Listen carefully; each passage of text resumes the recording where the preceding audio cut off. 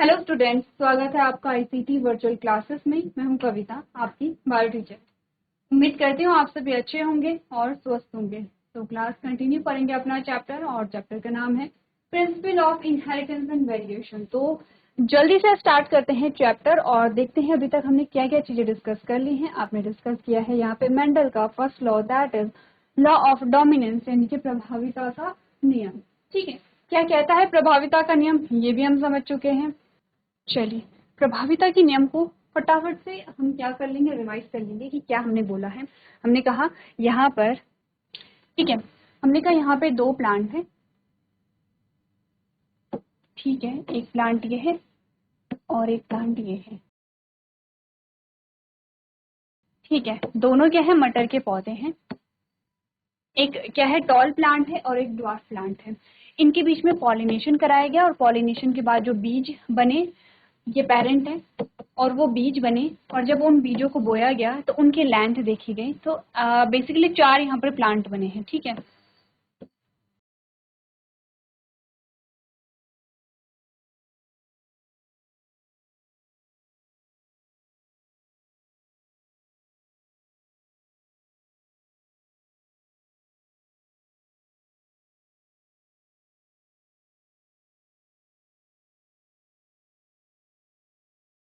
ठीक है, 4 प्लांट यहाँ पर बने हैं और चारों के चारों कैसे थे, यहाँ पे सारे टॉल प्लांट थे। Tall plant. प्रभाविता का नियम कहते हैं कि जब हमने सेम कैरेक्टर हाइट के बेसिस पे लिया, कैरेक्टर सेम है लेकिन डिफरेंट ट्रेट, ये टॉल है ये ड्वार्फ है, सेम कैरेक्टर लेकिन डिफरेंट ट्रेट के प्लांट्स के बीच हमने जब पॉलिनेशन कराया और पॉलिनेशन के बाद जो बीज बने, जब उन बीजों को बोया गया तो उनकी हाइट जब देखी गई तो सारे पौधे कैसे थे, लंबे थे। इट मीन्स कि हमने कहा कि यहाँ पर एक ही जनक खुद को क्या कर रहा है, एक्सप्रेस कर रहा है। उस जनक को हम क्या कहेंगे, डोमिनेंट कहेंगे। डोमिनेंट कहेंगे। जो जनक पहली पीढ़ी में खुद को एक्सप्रेस नहीं कर पा रहा है उसे हम क्या कहेंगे, रेसेसिव कहेंगे। तो हमने कहा कि यहाँ पर क्योंकि जो टॉल प्लांट है वो जीनोटिपिक और फिर अगर वो होमोजाइगस और हेटेरोजाइगस दोनों कंडीशन में खुद को क्या कर रहा है, एक्सप्रेस कर रहा है। अब होमोजाइगस, हेटेरोजाइगस, जीनोटिपिक, फेनोटिपिक जो रेशियो हमने उसकी बात यहाँ पर कर ली थी। उसके बाद क्या हुआ, मेंडल ने क्रॉस कराया या F1 जनरेशन के पौधों के बीच में। फॉर एग्जाम्पल ये दो पौधे लिए और इनके बीच में क्रॉस कराया गया जब, तो यहाँ पर क्या मिली, F2 जनरेशन मिली। जब F2 जनरेशन मिली तो क्या रिजल्ट यहाँ पर आता है,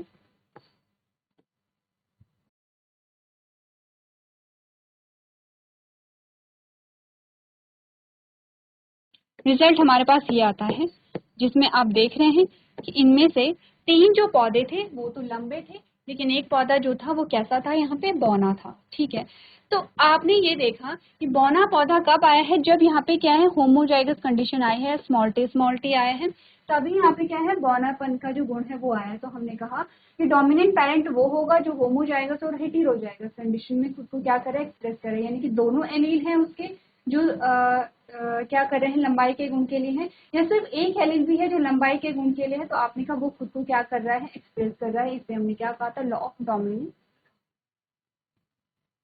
अब हमने रिवाइज कर लिया है, तो अब हम क्या करते हैं, आगे बढ़ते हैं और अपने टॉपिक पे।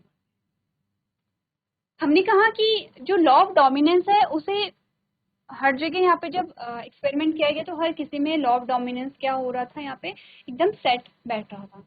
लेकिन जब कुछ एग्जाम्पल देखे गए, फॉर एग्जाम्पल जो 4 o'clock प्लांट है, जैसे मिराबिलस जलापा जिसका नाम है, जब उस प्लांट में देखा गया तो यहाँ पर उन्हें थोड़ा सा अलग रिजल्ट मिला है। अलग रिजल्ट कैसे मिला है, उन्होंने यहाँ पर लिए हैं मिराबिलस जलापा, और इसमें भी वेरिएशन थी। जैसे पी प्लांट में वेरिएशन थी, अलग अलग कैरेक्टर्स थे, अलग अलग ट्रेड थे, वैसे ही यहाँ पे भी था। यहाँ पे जो मिराबिलस जलापा है उसके कुछ पौधों में लाल फूल लगते हैं और कुछ फूलों में कैसे लगते हैं, यहाँ पे व्हाइट फ्लावर यानी कि सफेद फूल लगते हैं। उन्होंने क्या किया, 2 पौधों को लिया, एक पौधा जिसमें लाल रंग के फूल आते हैं और एक पौधा जिसमें सफेद रंग के फूल आते हैं। तो क्योंकि यहाँ पे दोनों को कैपिटल आर से रिप्रेजेंट किया है, हम यहाँ पर क्या करेंगे, एक को स्मॉल आर से करेंगे। तो आपने कहा एक तो था कैपिटल आर जो पौधा जिसमें लाल रंग के फूल आते थे, रेड कलर के फ्लावर आते थे, और एक है स्मॉल आर जिसमें व्हाइट कलर के फूल आते थे। इनके बीच में जब पॉलिनेशन कराई गई तो ये तो है पेरेंट, फिर क्या बनेंगे, गैमीट बनेंगे। गैमीट बनेंगे तो ये जो एलील है ये सेपरेट होकर के डिफरेंट गैमीट में जाएंगे, ठीक है, इस प्रकार से। अब आपने कहा ये दो गैमेट इन दो गैमेट के साथ फ्यूज होंगे, ठीक है। अब हमें नहीं पता है कि ये गैमेट इसके साथ फ्यूज होगा, ये गैमेट इसके साथ फ्यूज होगा, या ये गैमेट यहाँ पे इसके साथ फ्यूज होगा या इसके साथ फ्यूज होगा। तो हमने क्या कर दिया, सारी कंडीशन यहाँ पे बना ली है कि अगर ये इसके साथ फ्यूज होता है तो ये आएगा, और अगर ये इसके साथ फ्यूज होता है तो ये आएगा। आपने कहा अगर ये गैमेट इसके साथ फ्यूज होता है तो ये आएगा, और ये गैमेट इसके साथ फ्यूज होता है तो ये आएगा। ये है F1 जनरेशन, ठीक है। According to law of dominance, प्रभाविता के नियम के अनुसार यहाँ पे सारे पौधों को कैसा आना चाहिए, रेड आना चाहिए, क्योंकि हमने कहा कि जो डोमिनेंट है, नॉर्मली हम डोमिनेंट को कैपिटल लेटर में दिखा रहे हैं, ठीक है। ये हमें नहीं पता है कि रेड डोमिनेंट है या वाइट डोमिनेंट है। फॉर एग्जांपल अगर वाइट डोमिनेंट होगा तो सारे वाइट डोमिनेंट होता तो सारे क्या होने चाहिए थे, वाइट फ्लावर होने चाहिए थे, या रेड डोमिनेंट होता तो सारे क्या होने चाहिए थे, आपने कहा रेड होने चाहिए थे। सारे पौधों में कैसे फूल लगने चाहिए थे, या तो लाल रंग के फूल लगने चाहिए थे या सफेद रंग के फूल लगने चाहिए थे, जो यहाँ पे डोमिनेंट होगा। लेकिन रिजल्ट में देखा गया कि ना ही लाल रंग और ना ही यहाँ पे सफेद रंग, बल्कि यहाँ पे क्या निकला है, पिंक कलर, गुलाबी रंग देखने को मिला है, जो कि ये F1 जनरेशन में आपको देखने को मिला है। अब इस कंडीशन में क्या हुआ, इस कंडीशन में अगर हम कहेंगे, अगर आप देखेंगे तो हमने कहा बीच की कंडीशन आई है, ना लाल आए हैं ना सफेद आए हैं, बीच की कंडीशन आई है। तो क्या ऐसा है कि यहाँ पर दोनों ने खुद को एक्सप्रेस किया है, दोनों यहाँ पे क्या कर रहे हैं, यानी कि जो रेड कलर है और जो वाइट कलर है वो दोनों खुद को एक्सप्रेस कर रहे हैं। तो देखिए बीच की कंडीशन यहाँ पर ठीक है आई है, लेकिन कैसे आई है। हमने कहा क्या रेड कलर यहाँ पे डोमिनेंट नहीं था, हमने कहा रेड कलर डोमिनेंट था लेकिन फुली डोमिनेंट नहीं था, पूर्ण रूप से प्रभावी नहीं था। पूर्ण रूप से प्रभावी नहीं था क्योंकि आप देख रहे हैं ये हेटेरोजाइगस कंडीशन है पूरी। आपने कहा ये क्या हेटेरोजाइगस कंडीशन है,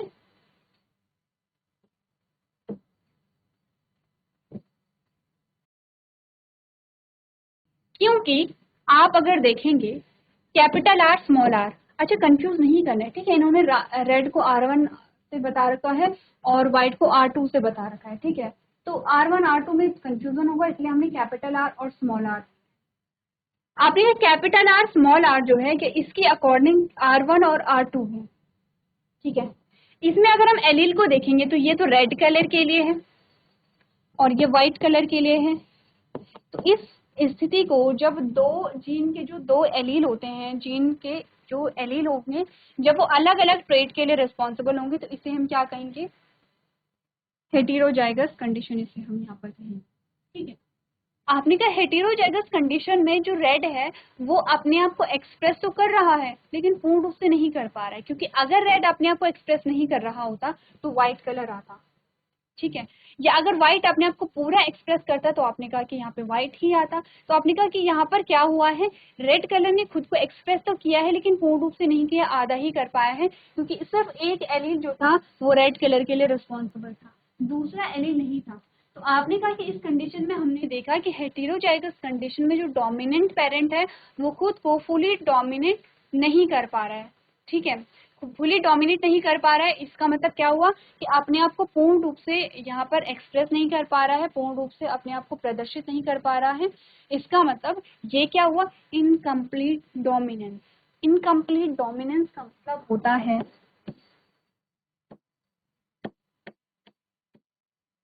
अपूर्ण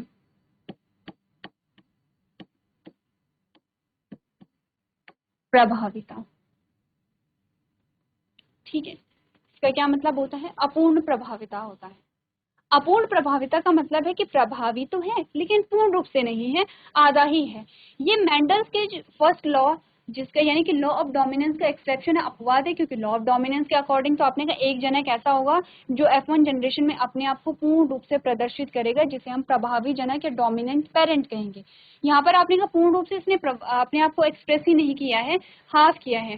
तो इसका मतलब पूर्ण रूप से इसे एक्सप्रेस करने के लिए क्या चाहिए, यहाँ पे आपने कैसे होमोजाइगस कंडीशन चाहिए। जो डोमिनेंट पेरेंट है वो हेटेरोजाइगस कंडीशन में खुद को फुली एक्सप्रेस नहीं कर रहा है बल्कि आधा ही एक्सप्रेस कर पा रहा है। और जब यहाँ पर क्या देखा गया है, जब यहाँ पर F2 जनरेशन देखी गई है। F2 जनरेशन क्या होता है? F1 जनरेशन के बीच में क्रॉस करा देना। फॉर एग्जाम्पल इनके बीच में जब क्रॉस कराया गया है तो क्या बने हैं? गैमीट बने हैं। एक गैमीट ये बना है कैपिटल आर का, एक गैमीट ये बना है स्मॉल आर का, और सेम इसमें भी एक गैमेट कैपिटल आर और एक गैमेट स्मॉल आर। अब इनके बीच में जब क्रॉस हुआ तो आपने कहा इसका क्रॉस अगर इससे होता है तो कैपिटल आर आया, इसका इससे होता तो कैपिटल आर स्मॉल आर आया, इसका इससे होता तो कैपिटल आर स्मॉल आर आया है, और अगर इससे होता तो स्मॉल आर आया है। अब देखिए क्या रिजल्ट आपके पास आया है। कैपिटल आर दोनों एनिल रेड कलर के लिए रिस्पॉन्सिबल है, तो एक आपके पास रेड कलर आया है। Capital R small R pink colour के लिए है, क्योंकि आपने कहा यहाँ पे रेड कलर फुली नहीं आएगा तो यहाँ पे पिंक कलर आएगा, सेम यहाँ पे भी पिंक कलर आएगा। तो दो आपके पास पिंक कलर आए हैं, ये और ये आपके पास पिंक कलर आए हैं। स्मॉल आर किसके लिए है? आपने कहा व्हाइट कलर के फ्लावर के लिए रिस्पॉन्सिबल है, तो आपने कहा एक क्या है आपके पास? व्हाइट कलर का फ्लावर आया है। इससे आप क्या समझे? इससे आप ये समझे कि रेसेसिव पेरेंट तो होमोजाइगस कंडीशन में ही खुद को एक्सप्रेस कर पा रहा है, लेकिन जो डोमिनेंट पेरेंट है वो हेटेरोजाइगस कंडीशन में खुद को आधा ही एक्सप्रेस कर रहा है, हाफ एक्सप्रेस कर रहा है, और होमोजाइगस कंडीशन में अपने आप को फुली एक्सप्रेस कर रहा है। तो इसे हम कहते हैं इनकम्प्लीट डोमिनेंस या अपूर्ण प्रभाविता, जो 4 o'clock प्लांट या मिराबिलस जलापा में देखने को मिली है। ठीक है, इजी है, कंफ्यूजन नहीं होना चाहिए। मैं आपसे बार बार कह रही हूँ कि ये जो एक्सेप्शन है ये भी आपने क्लास 10th में पढ़े हुए हैं। ठीक है, अगर आपने नहीं पढ़े हैं तो आप ध्यान देंगे, समझेंगे चीजों को। तो एक बार आप लोग देखिए क्रॉस करके कि क्या यहाँ पर एक्सेप्शन आता है हमारे पास। अब आपको करना क्या है, आपके पास 4 संतति आई हैं F2 जनरेशन में। ठीक है, आपके पास क्या आई है? यहाँ पे 4 संतति आई हैं, किसमें? F2 जनरेशन, F2 जनरेशन में। ये आप इमेज भी देख सकते हैं यहाँ पे। इसका जीनोटिपिक और फिनोटिपिक रेशियो आपको लिखना है। पहले फिनोटिपिक रेशियो लिखिए फिजिकल अपीयरेंस की बेसिस पे। फिनोटिपिक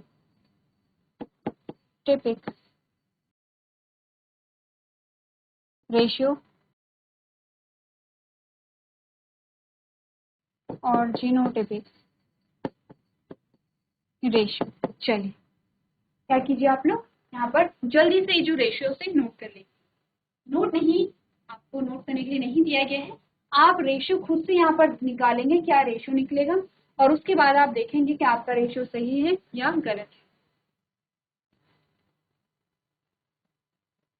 चलिए, तो आपने नोट कर लिया होगा, आगे बढ़ते हैं।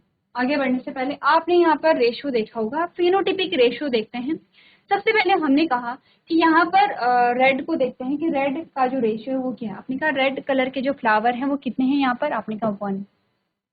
फिर आपने कहा पिंक कलर के फ्लावर कितने हैं? आपने कहा 2। फिर आपने कहा व्हाइट कलर के कितने हैं? आपने कहा 1। तो रेशियो क्या है आपके पास? 1:2:1 आया है। अगर जीनोटिपिक रेशियो हम देखें जीन्स की प्रेजेंस के अकॉर्डिंग, आपने कहा होमोजाइगस रेड जो है वो कितने हैं? आपने कहा 1 है। ठीक है, होमोजाइगस जिसमें आपने कहा दोनों जो एलील हैं वो क्या कर रहे हैं यहाँ पर,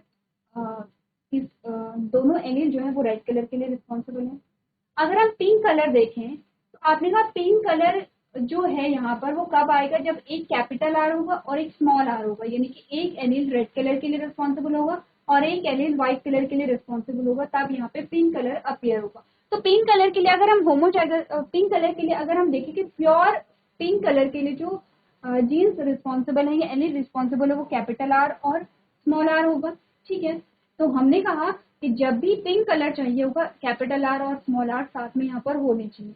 इसीलिए हमने कहा कि पिंक कलर के लिए जो रिस्पॉन्सिबल यहाँ पर जीन्स के अकॉर्डिंग हम देखें कि पिंक कलर के लिए जो पिंक कलर के जो फ्लावर है वो कितने हैं? 2 हैं। ठीक है, और सेम आपने कहा होमोजाइगस जो व्हाइट है वो कितना है? 1 है। 1:2:1 है। सबसे पहली बात तो दोनों रेशियो एक ही होते हैं। आपसे ये कई बार पूछा जाता है कि इनकम्प्लीट डोमिनेंस के लिए फिनोटिपिक और जीनोटिपिक रेशियो लिखिए, तो दोनों रेशियो सेम यहाँ पर होंगे।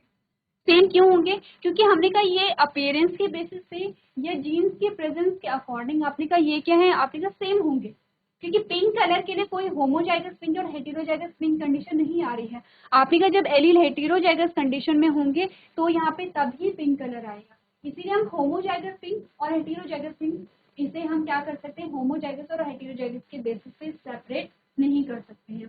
तो इसीलिए आपने कहा फिजिकल अपीयरेंस के बेसिस पे आपको ये क्या दिख रहे हैं? पिंक कलर के दिख रहे हैं। और अगर हम एलिस की कंडीशन देखें तो आपने क्या एलिस की कंडीशन के अकॉर्डिंग ये पिंक ही आएगा, क्योंकि पिंक तभी आएगा अगर दोनों कैपिटल आर हो गए तो रेड है, दोनों स्मॉल हो गए तो आपने कहा व्हाइट है। पिंक कब आएगा? जब दोनों क्या होंगे? हेटेरोजाइगस कंडीशन में होंगे। इसीलिए जो इनकम्प्लीट डोमिनेंस है, इनकम्प्लीट डोमिनेंस सबसे पहले क्या है यहाँ पे, जो लॉ ऑफ डोमिनेंस है यानी कि प्रभाविता के नियम का अपवाद है, जो कि प्रभाविता के नियम को पूर्ण रूप से फॉलो नहीं करता है, जिसे हम क्या कहते हैं? अपूर्ण प्रभाविता कहते हैं। इसमें जीनोटिपिक और फिनोटिपिक रेशियो क्या आते हैं? आपके सेम आते हैं। ठीक है, एग्जाम्पल आपको ध्यान रखना है यहाँ पे, मिराबिलस जोला। क्या कहता है इनकम्प्लीट डोमिनेंस? एक बार अगर आप पढ़ेंगे तो आपने कहा incomplete dominance is a form of intermediate inheritance in which one allele for a particular trait is not expressed completely over its paired allele। आपने कहा अपूर्ण प्रभुत्व मध्यवर्गीय वंशानुक्रम का एक रूप है जिसमें किसी विशेष गुण के लिए एक एलील उसके युग्मित एलील पर पूरी तरह से व्यक्त नहीं करता है, यानी कि रेड कलर व्हाइट कलर को फुली सप्रेस नहीं कर सकता है हेटेरोजाइगस कंडीशन में। इसे हम अपूर्ण प्रभाविता यहाँ पर कहेंगे। ठीक है, पढ़ लेते हैं। आपने कहा what is incomplete dominance? Incomplete dominance is a form of a gene interaction in which both allele of a gene at a locus are partially expressed, often resulting in an intermediate or a different phenotype. It is also known as a partial dominance। आपने कहा जो अधूरा प्रभुत्व gene interaction का एक रूप है जिसमें एक स्थान पर जीन के दोनों एलील आंशिक रूप से व्यक्त होते हैं, जिसके परिणाम स्वरूप अक्सर एक मध्यवर्गीय या अलग फिनोटाइप होता है। इसे आंशिक प्रभुत्व के नियम से भी जाना जाता है। एग्जाम्पल क्या है? In roses the allele for red colour is dominant over the allele for white colour, but the heterozygous flower with both the alleles are pink in colour. आपने कहा उदाहरण के लिए गुलाबी में लाल रंग का एलील सफेद गुलाब में जो होता है वो लाल रंग का जो एलील है वो सफेद रंग के एलील पे हावी होता है, लेकिन दोनों एलील वाले विषम युग्मनजी फूल जो होते हैं वो गुलाबी रंग के होते हैं। ठीक है, मैकेनिज्म अगर हम पढ़े तो क्या मैकेनिज्म होगा? तो अगर आप प्रोसेस जानते हैं तो मैकेनिज्म पढ़ने की जरूरत नहीं है, एक बार हम लोग देख लेते हैं। आपने incomplete dominance occurs because a neither of or two alleles is completely dominant over the other। आपने कहा अपूर्ण प्रभाविता की जो कंडीशन होती है वो तब आती है जब दोनों में से कोई भी एक जो एलील है वो पूर्ण रूप से प्रभावी नहीं होता है। This result in a phenotype that is a combination of both, और इसीलिए हमारे पास दोनों का कॉम्बिनेशन यहाँ पर मिलता है। Gregor Mendel conducted experiment on pea plant. He studied on 7 characters with contrasting traits and all of them showed a similar pattern of inheritance। जब मैंडल ने 7 कॉन्ट्रास्टिंग कैरेक्टर को लिया था पी प्लांट में और उनमें उन्होंने क्या किया था, यहाँ पे क्रॉस किया था, और उन्होंने जब लॉ ऑफ डोमिनेंस को वहाँ पे देखा था तो साथ के साथ जो कैरेक्टर है वो फॉलो कर रहे थे प्रभाविता के नियम को। इसीलिए मैंडल ने ये जो एक्सेप्शन है वो मैंडल ने नहीं दिया है, ये आपको समझना है, क्योंकि मैंडल ने जब साथ के साथ गुणों को देखा था तो सातों के सातों जो गुण है वो लॉ ऑफ डोमिनेंस को फॉलो कर रहे थे। He generalize the law of inheritance. ठीक है, later researchers repeated Mendel's experiment on other plants. Shockingly, they noted that the F1 generation showed a variation from the usual pattern of inheritance। तो जो बाद में जब मैंडल के काम को डिस्कवर किया गया, जब एक्सपेरिमेंट कर रहे थे, तब पाया गया कि यहाँ पे कुछ ऐसे पौधे भी हैं जो F1 जनरेशन में लॉ ऑफ डोमिनेंस से अलग रिजल्ट यहाँ पर दे रहे हैं। ठीक है, the monohybrid cross resulted in F1 progeny which don't show any resemblance to either of the parents but an intermediate progeny. आपने कहा कि इन्होंने पाया कि F1 जनरेशन पे ये किसी एक पेरेंट जैसे पूर्ण रूप से नहीं है, बल्कि क्या है, दोनों का जो इंटरमीडिएट कंडीशन है वो यहाँ पर आ रही है, लेकिन डिफरेंस है, दोनों इक्वली अपने आप को एक्सप्रेस नहीं कर रहे हैं, बल्कि डोमिनेंट पेरेंट खुद को पार्शियली एक्सप्रेस कर रहा है यहाँ पर। अब इस डिफरेंस को आप समझ पाएंगे जब आप दूसरा एक्सेप्शन देखेंगे। दूसरा भी एक्सेप्शन हमारे पास आता है जिसे हम कहते हैं को डोमिनेंस। ठीक है, को डोमिनेंस का जो एग्जाम्पल आपके पास आता है वो आता है ब्लड ग्रुप, और ब्लड ग्रुप को पढ़ने के लिए हम काउ का एग्जाम्पल भी देखते हैं। क्लास 10 में आपने काउ का एग्जाम्पल देखा था। ठीक है, आपने देखा था एक गाय है जो रॉन कलर की है और एक गाय जो है वो आपके व्हाइट कलर की है। ठीक है, ये सिंपल सा आपने कहा एक गाय है, एक ब्लैक कलर और व्हाइट कलर। दोनों में जब क्या होता है, आपने कहा कि जब रिप्रोडक्शन होगा तो उनकी जो संतति होगी वो ब्लैक कलर की होगी या वो व्हाइट कलर की होगी। आपने कहा ना तो ब्लैक की थी ना तो व्हाइट की थी, दोनों का कॉम्बिनेशन था, इक्वली थे। एक्चुअली में काऊ का जो कलर होता है वो किसकी वजह से होता है, काऊ में जो हेयर्स होते हैं, जो बाल होते हैं। आपने कहा जो F1 जनरेशन देखी गई तो गाय में ब्लैक और व्हाइट कलर के जो हेयर थे, जो बाल थे, वो इक्वली थे। इसका मतलब क्या था कि दोनों अपने आप को 50-50% में एक्सप्रेस कर रहे हैं। इसीलिए कोडोमिनेंस का मतलब होता है सह प्रभाविता। का मतलब होता है सह प्रभाविता। सह प्रभाविता का मतलब होता है कि दोनों साथ साथ वो इक्वली यहाँ पे क्या कर रहे हैं, प्रेजेंट कर रहे हैं। ना तो कोई पेरेंट यहाँ पे डोमिनेंट है, ना ही कोई पेरेंट यहाँ पे रिसेसिव है। अब एग्जांपल आते हैं ब्लड ग्रुप। अगर हम देखेंगे यहाँ पे जो ब्लड ग्रुप है वो कितने प्रकार का होता है, आपने कहा ए ब्लड ग्रुप ए होता है, ए बी होता है, ठीक है, या बी होता है, या आपने कहा ओ होता है, ठीक है। ये आपके पास 4 ब्लड ग्रुप यहाँ पर।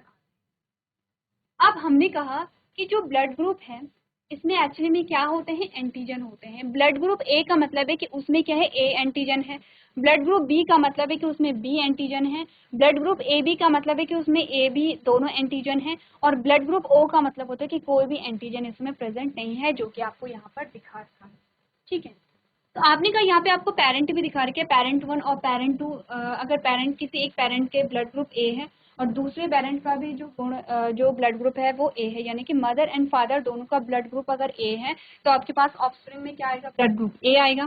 अगर एक का ए है और दूसरे का बी है तो आपने कहा क्या आएगा, यहाँ पे ए बी आएगा, ठीक है। तो जरूरी नहीं कि सिर्फ ए बी आएगा, ठीक है, इसमें आपने कहा ए भी आ सकता है, बी भी आ सकता है, ए बी भी आ सकता है। तो ये आप तब पढ़ेंगे, डिटेल में समझेंगे चीजों को। तो आपको ये समझाया गया है कि कोई ब्लड ग्रुप है, ठीक है, और इसमें क्या है, यहाँ पे ए एंटीजन है, ठीक है, या कोई ब्लड ग्रुप है, इसमें जो ब्लड ग्रुप बी है इसमें बी एंटीजन है, ठीक है।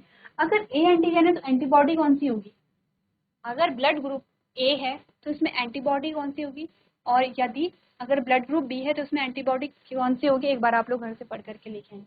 लेकिन अगर कोई ब्लड ग्रुप है और इसमें क्या है, ये ब्लड ग्रुप ए बी है और ए बी है, ठीक है, दोनों क्या है, ए बी है, ब्लड ग्रुप क्या है, ए बी है, एंटीजन कौन से होंगे, इनका एंटीजन ए बी होंगे, ठीक है। क्योंकि इन दोनों में ऐसा होगा कि ए एंटीजन ज्यादा है और बी एंटीजन कम है, या बी एंटीजन ज्यादा है और ए एंटीजन कम है। हमने कहा नहीं, इक्वली होंगे, जितने ए एंटीजन है उतने बी एंटीजन भी होंगे। ए बी ब्लड ग्रुप में आपने कहा कोई भी हम ऐसे नहीं कहेंगे कि ए एंटीजन ज्यादा होंगे और बी कम होंगे, बी ज्यादा होंगे ए कम होंगे। तो दोनों क्या है, इक्वल हैं, 50-50% में है।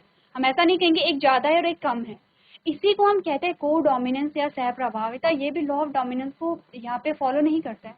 लॉ ऑफ डोमिनेंस में हमने यही तो कहा था आपने, जैसे कि हम यहाँ पर ये पेरेंट देखते हैं, ये वाला, ये या